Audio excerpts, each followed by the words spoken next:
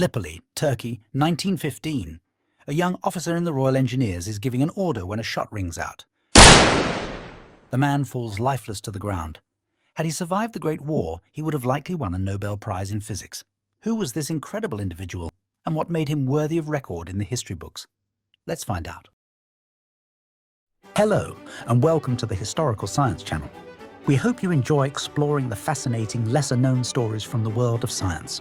Best of all, no background in science or history is needed. Just an open mind and eager curiosity. Let's begin. Henry Moseley's untimely death came after a short yet very scientifically productive life. Born in Weymouth, England in 1877, young Henry proved so academically adept in elementary school that he won a scholarship to Eton. His aptitude for science was such that he considered the curriculum too easy and began self-teaching. He won awards and prizes for physics and chemistry and was accepted into Oxford to study physics. Due to a bout of hay fever allergies during finals, he only received a second-class honours degree in physics, as opposed to the first class for which he had hoped. In spite of that hiccup, Henry had developed such a reputation that he moved to the University of Manchester to join the renowned research team of the famous Ernest Rutherford. Moseley had been lucky to have lived at such a pivotal time in physics. New breakthroughs seemed to be occurring every year, though each advancement led to even more questions. One question that intrigued physicists of the day was the nature of atomic structure. The creation of the periodic table of elements had been a huge step forward, but it possessed annoying flaws. One issue was that the position predicted by an element's atomic weight sometimes did not match the position predicted by the element's chemical properties. Resolving this inconsistency would require a deeper understanding of the atom's inner workings, something Moseley was uniquely equipped to tackle. In 1911, Dutch economist and amateur physicist Antonius van den Broek proposed that the atomic number of an element corresponded to the number of positively charged particles in its nucleus. Until then, the atomic number was only used to denote its location and atomic mass. The total weight of positively and neutrally charged particles in its center was the main designator of arrangement in the periodic table. Here's where Moseley's brilliance began to shine. Two other scientists had recently discovered an interesting property of matter. When electrons were shot at high speeds toward a nucleus, they would slow down.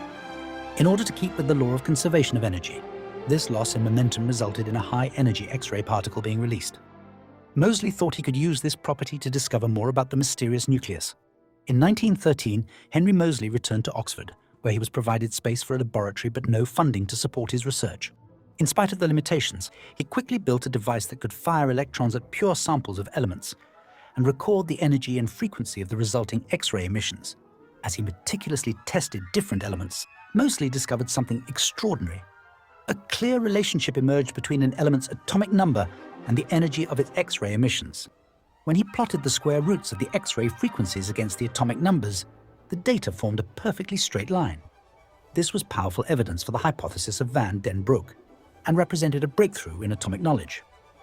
His work would lead to a phenomenon named after him, Moseley's law. His discovery led to many advancements, including improvements to the periodic table and practical methods to precisely distinguish different elements, something that scientists working with tricky rare earth metals much appreciated.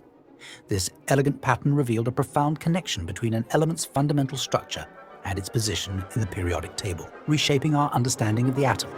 Moseley's work made waves in the scientific community, and in 1914 he was recommended to a chair of physics at Oxford. Sadly, World War I began that year, and the entire nation was swept by fervor.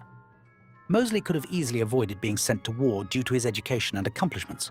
However, he shared the same sense of duty as millions of other young men and possessed a strong desire to serve king and country.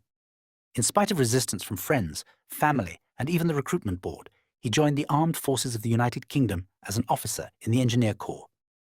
Henry was sent to Gallipoli, where on a fateful day in August 1915, an enemy rifleman took aim at the young officer. And now we find ourselves where we were at the start of this story. The bullet struck Henry Moseley in the head, killing him instantly. He was 27 years old. Of all the lamentable deaths of the First World War, this one was especially notable for how it undoubtedly set science back. If Moseley had survived, there was a high chance he would have won a Nobel Prize, as his discoveries forever changed how we view the periodic table. As a result of his death, the British government instituted a prohibition on notable scientists serving in frontline warfare. The death of Henry Moseley was a tragedy for the future of human knowledge, as his brilliance shone brighter than most. Yet his light was but one of over 16 million extinguished by the brutal conflict of the Great War. His story stands as a poignant reminder of the immense human potential lost forever on the battlefield. Thanks for watching.